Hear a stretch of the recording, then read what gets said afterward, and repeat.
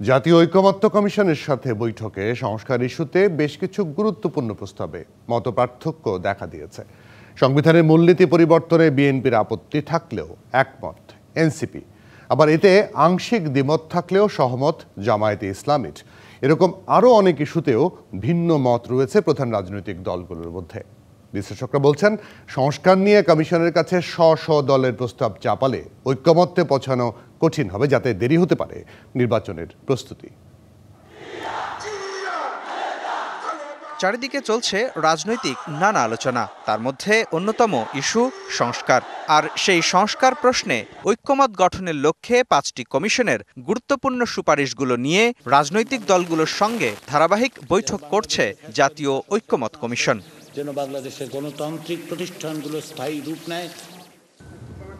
প্রশ্ন উঠছে, সংস্কার নিয়ে কতটা একমত হতে পারছে রাজনৈতিক দলগুলো। কিছু কমন সংস্কার, যেমন দ্বিকক্ষ বিশিষ্ট সংসদে 2 জন ডেপুটি স্পিকারের মধ্যে একজন বিরোধী দলের, স্থানীয় নির্বাচনে দলীয় প্রতীক ব্যবহার না করা, এসব কিছু প্রস্তাবে বিএনপি, জামাত, জাতীয় নাগরিক পার্টি এনসিপির তেমন আপত্তি না থাকলেও অনেক বিষয়ে আছে দ্বিমত। পাশাপাশি যে সমস্ত জায়গায় আপনারা আংশিকভাবে একমত কিংবা ভিন্ন মত, সেগুলো নিয়ে আজকে আমরা আলোচনা করব এবং আলোচনা প্রয়োজনে অব্যাহত থাকবে। সাম্য, মানবিক মর্যাদা, সামাজিক সুবিচার, বহুত্ববাদ এবং গণতন্ত্র প্রস্তাবিত এমন সংবিধান ও রাষ্ট্র পরিচালনার মূল নীতিতে বিএনপি একমত নয়, কিন্তু এতে পুরোপুরি মত দিয়েছে এনসিপি। অন্যদিকে বহুত্ববাদ ছাড়া জামায়াতও এতে একমত পোষণ করেছে। আমরা সেই একমতের জায়গাগুলোকে চিহ্নিত করতে পেরেছি, আমরা সেগুলো নিয়ে অগ্রসর হব। আবার জাতীয় সাংবিধানিক কমিশন বা এনসিসি গঠনে সংস্কার কমিশনের প্রস্তাবে যেমন বিএনপির আপত্তি আছে, তেমনি এ নিয়ে জামাতও একমত নয়। তবে রাষ্ট্রের নাম পরিবর্তন করে নাগরিকতন্ত্র বা জনগণতন্ত্রী বাংলাদেশ করার প্রস্তাবে বিএনপি, জামাত, এনসিপি সহ অন্য দলগুলো একমত নয়। তারা গণপ্রজাতন্ত্রী বাংলাদেশ নামই চায়। বর্তমান সংবিধান বাতিল করে এনসিপি যে নতুন সংবিধান ও গণপরিষদ নির্বাচনের কথা বলছে, তাতে আবার সায় নেই বিএনপি, জামাত সহ অন্য দলগুলোর। সংশোধনের মাধ্যমে যে দলীয় মূলনীতিগুলো প্রবেশ করানো হয়েছে, সেই মূলনীতিগুলো বাতিল করতে হবে। সরকারের মেয়াদ 4 বছর করার প্রস্তাবে প্রায় সব দলই আপত্তি তুলেছে। আগের 5 বছর মেয়াদি বহাল রাখার পক্ষে তারা। একই ব্যক্তি একই সঙ্গে প্রধানমন্ত্রী, সংসদ নেতা ও দলীয় প্রধানের পদে না থাকার বিষয়ে বড় আপত্তি বিএনপির। তবে জামায়াত বলছে, সংসদ নেতা ও প্রধানমন্ত্রী এক ব্যক্তি হলেও দলীয় প্রধান অন্য কেউ থাকতে পারেন।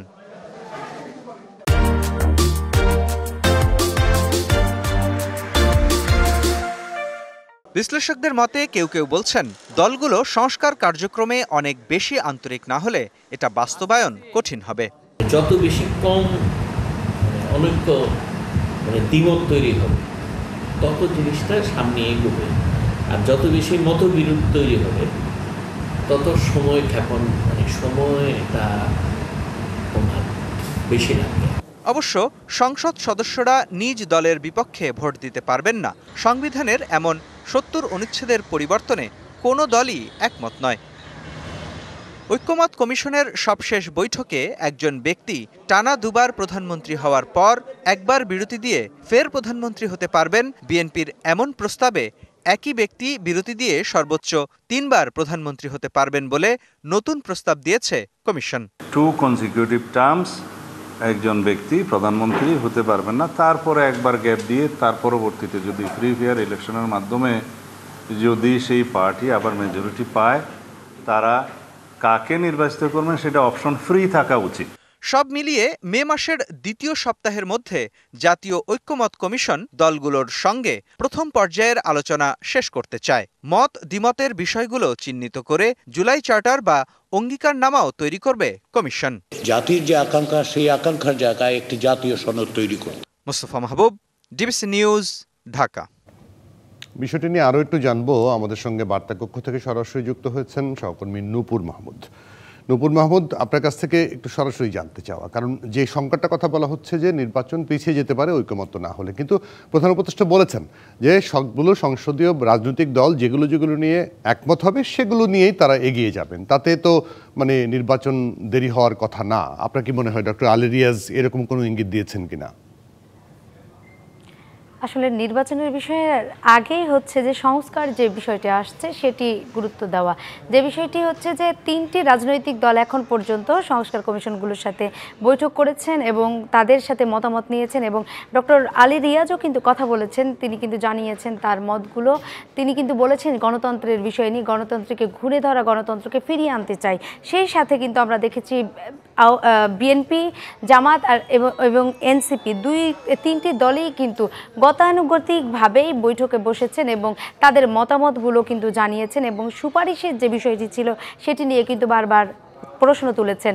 166টি সুপারিশের মধ্যে যে সুপারিশগুলোর সাথে তারা একমত না, কারণ আমরা দেখেছি বিগত 3 মাস ধরে কিন্তু সংস্কার কমিশনগুলো, প্রতিটি সংস্কার কমিশন থেকে তাদের অংশীজনদের মতামত, বিভিন্ন লোকজনের সাথে মতামত নিয়েছেন এবং রাজনৈতিক দলগুলোর সাথে কিন্তু মতামতের ভিত্তিতে তারা কিন্তু একটি সুপারিশমালা তৈরি করে প্রধান উপদেষ্টার কাছে জমা দিয়েছিলেন। আর সেগুলো থেকে কিন্তু একমত দ্বিমত এই পোষণ থেকেই তারা কিন্তু কোনটার সাথে একমত কোনটার সাথে দ্বিমত সেটি কিন্তু নিয়ে বারবার কথা বলেছেন। সেই সাথে আমরা দেখেছি যে তারা যেগুলোর সাথে একমত না সেগুলো কিন্তু বলেছেন, যেমন এনসিপি 22টি বিষয়ের সাথে কিন্তু একমত না, তারা কিন্তু সাফ জানিয়ে দিয়েছেন 2 দিন আগের একটি বৈঠকে। এবং বিএনপির প্রথম দিনে যে বৈঠক ছিল, প্রথম দিনেই কিন্তু তারা কিন্তু বলেছেন, বিএনপির নেতারা তাদের একটি প্রতিনিধি দল গিয়েছিলেন, তারা কিন্তু বলেছেন যে তারা 25টি বিষয়ের সাথে একমত না, তবে কিছু কিছু বিষয়ের সাথে কিন্তু তারা একমত। যেমন একটি বিষয় মোটা দাগে কিন্তু ঘুরপাক খাচ্ছে মানুষের মনে, জনমনে কিন্তু বারবার ফিরে আসছে, তারা কিন্তু জানতে চাচ্ছে যে গণপ্রজাতন্ত্রী বাংলাদেশ সরকার যে বিষয়টি আমাদের রাষ্ট্রের নাম ছিল, সেই নামটি নিয়ে কিন্তু মানুষের মনে একটি প্রশ্ন জাগছে, কারণ এই নামটি সুপারিশমালায় দিয়েছে জনগণতন্ত্রী বাংলাদেশ। এই নামটি নিয়ে যেহেতু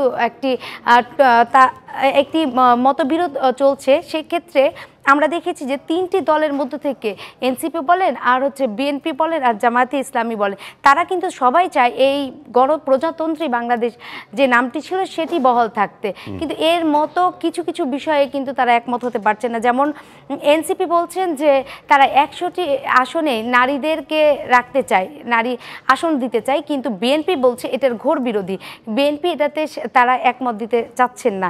এই যে কিছু কিছু বিষয় আছে, বিএনপি বা এনসিপি বলেন, তারা কিন্তু দ্বিমত হলে কয়েকটা পয়েন্টে কিন্তু তারা একমত হয়েছেন, যেমন রাষ্ট্রের কথা বলছেন, আবার রাষ্ট্র সংস্কারের যেমন কথা বলছেন, তেমন কিন্তু জনগণের কথাও তুলে ধরছেন তারা। তারপরে আরেকটি বিষয় যখন বলছেন যে প্রধানমন্ত্রীর কত বছর থাকবে, এটি কিন্তু খুব গুরুত্বপূর্ণ একটি আলোচনা, যেটি একটি রাজনৈতিক দলের জন্য এটি খুবই গুরুত্বপূর্ণ বহন করে।